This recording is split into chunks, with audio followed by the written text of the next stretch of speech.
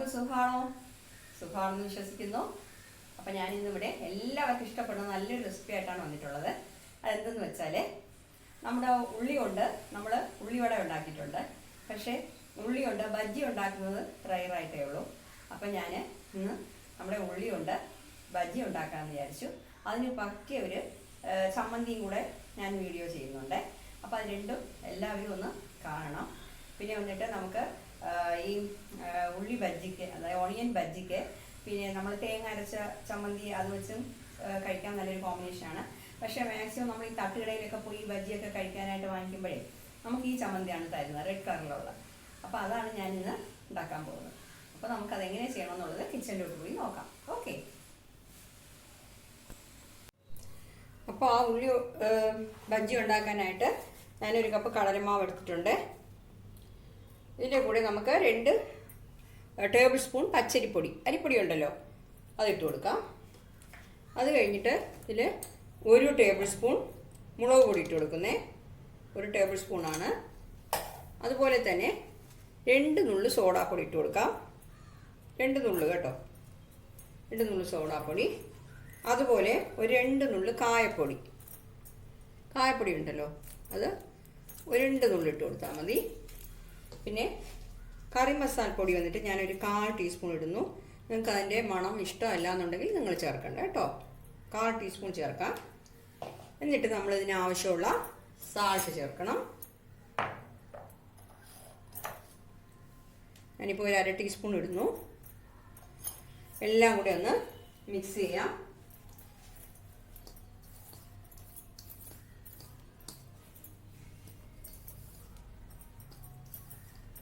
Mix ചെയ്തിട്ട് ഇതിൽ 1 teaspoon oil ഒഴിച്ചു കൊടുക്കാം.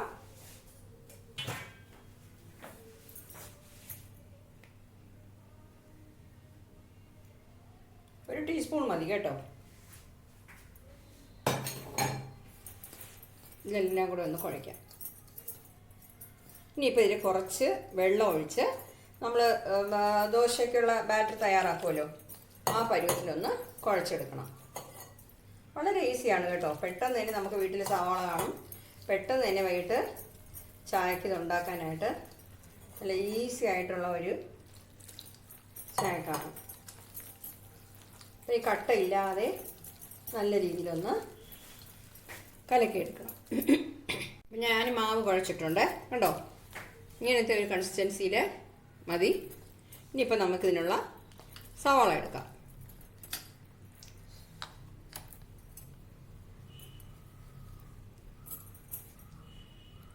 അപ്പം ഞാനൊരു സവാള കഴുകി എടുത്തിട്ടുണ്ട്. അപ്പോൾ ഈ ഭാഗവും ഒന്ന് കട്ട് ചെയ്ത് കളഞ്ഞിട്ടുണ്ട്.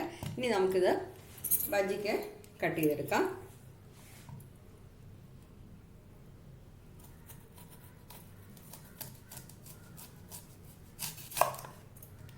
കണ്ടോ, ഇതുപോലെ കട്ട് ചെയ്തെടുക്കണം കേട്ടോ.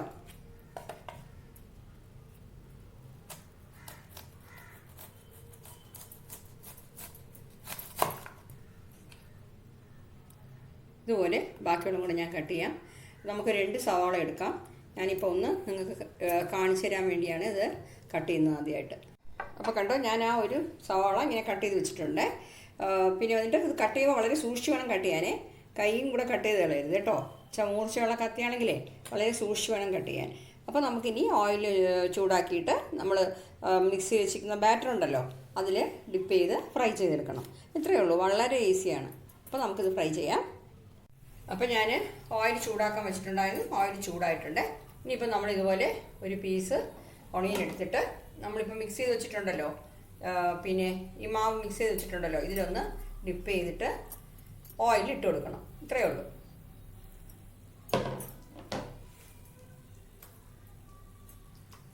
മാവ് എല്ലായിടത്തും കൊള്ളണം കേട്ടോ.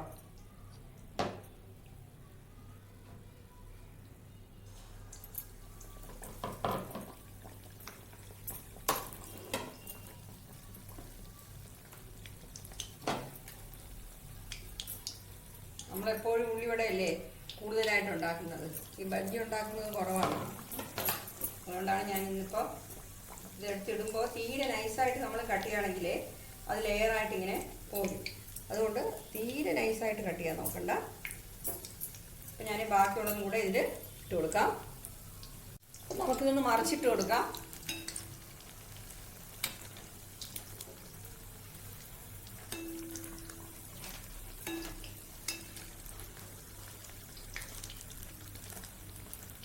മറുവശം കൂടെ ഒന്ന് വെന്ത് കിട്ടട്ടെ.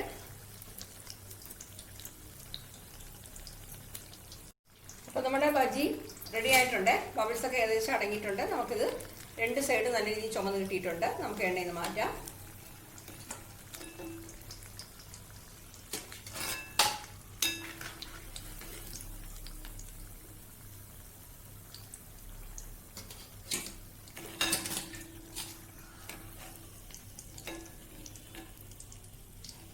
ബാക്കിയുള്ളത് ഞാൻ പിന്നെ ഉണ്ടാക്കിക്കോളാം കേട്ടോ.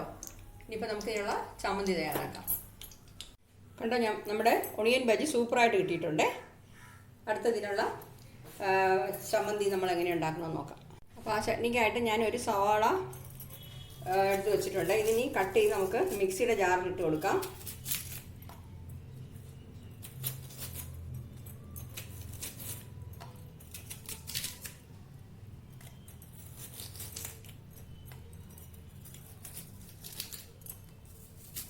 ഒരു സവാള കട്ട് ചെയ്തിട്ടു. അത് കഴിഞ്ഞിട്ട് ഞാനൊരു ടൊമാറ്റോ എടുത്തിട്ടുണ്ട്. അതേ വലിപ്പത്തിൽ തന്നെ ടൊമാറ്റോ എടുത്തിട്ടുണ്ട്. അതും കൂടെ നമുക്ക് കട്ട് ചെയ്ത് ഈ ജാറിലിട്ട് കൊടുക്കാം.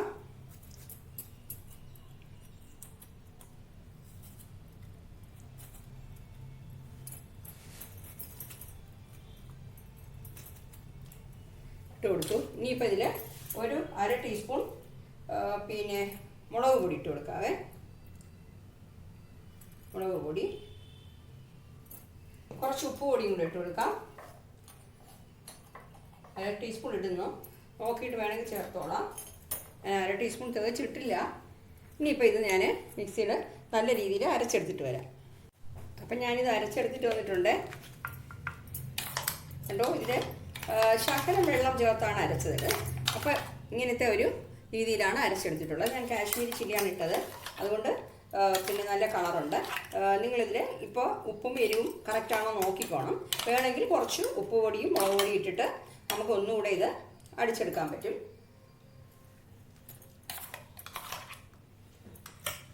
ശകലം ഉപ്പ് വേണമെന്ന് എനിക്ക് തോന്നുന്നു. അതുപോലെ തന്നെ ശകലം മുളക് പൊടിയും കൂടെ ഇടാം. മുളക് പൊടി നിങ്ങൾ അളവനുസരിച്ച് ഇട്ടോണേ. ഞാനിപ്പോൾ ഇതിൽ ഒരു 1/2 ടീസ്പൂൺ വിനീഗറും കൂടെ ഒഴിച്ച് കൊടുക്കുകയാണേ. അതിൻ്റെ ഒരു ടേസ്റ്റ് നല്ലതാണ്. നിങ്ങൾക്ക് താല്പര്യം ഉണ്ടെങ്കിൽ ചേർത്താൽ മതി കേട്ടോ. നമ്മൾ സാധാരണ യൂസ് ചെയ്യുന്ന വിനീഗറേ അതാണേ. അപ്പോൾ വിനീഗർ ചേർത്തില്ലെങ്കിലും കുഴപ്പമില്ല. നമ്മൾ ടൊമാറ്റോ ഒക്കെ ഇട്ടിട്ടുണ്ട്. എന്നിട്ടിത് ഒന്നുകൂടെ അടിച്ചെടുത്തിട്ട് വരാം. ആ വിനീഗറും കൂടെ ചേർത്തപ്പോഴേ നമ്മൾ തട്ടുകടയിൽ നിന്ന് വാങ്ങിക്കുന്ന അതേ ടേസ്റ്റ് കിട്ടി കേട്ടോ. അപ്പോൾ ഇപ്പോൾ ബജിക്കുള്ള ചമ്മന്തി റെഡിയായി. നമുക്കപ്പോൾ ഇത് ഒരു പ്ലേറ്റിൽ എടുക്കാം. അപ്പോൾ കണ്ടോ, നമ്മുടെ ഒണിയൻ ബജിയും നമ്മുടെ അതിനുള്ള ചമ്മന്തി റെഡി ആയിട്ടുണ്ട്. ഇനി കഴിക്കേണ്ടത് തന്നെ. അപ്പോൾ എല്ലാവരും ഇതൊന്ന് ട്രൈ ചെയ്ത് നോക്കണം. വളരെ ഈസി ആയിട്ടുള്ളതാണ്. പിന്നെ അതുകൊണ്ട് നമുക്കിപ്പോൾ പെട്ടെന്ന് തന്നെ ഇപ്പോഴത്തെ സിറ്റുവേഷനിലൊന്നും കടയിൽ പോയി വാങ്ങിച്ച് കഴിക്കാനൊക്കെ വളരെ ബുദ്ധിമുട്ടാണ്. അപ്പോൾ നമ്മൾ വീട്ടിൽ തന്നെ പിന്നെ പുറത്തുനിന്ന് കിട്ടുന്ന അതേ ടേസ്റ്റിൽ തന്നെ നമുക്ക് കഴിക്കാൻ പറ്റും.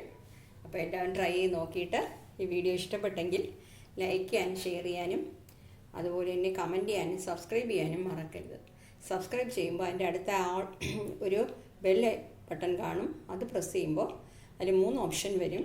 അതിൽ ആൾ എന്നുള്ളത് പ്രസ് ചെയ്യുകയാണെങ്കിൽ ഞാനിടുന്ന എല്ലാ വീഡിയോസും നിങ്ങൾക്ക് നോട്ടിഫിക്കേഷനിൽ വന്നുകൊണ്ടിരിക്കും.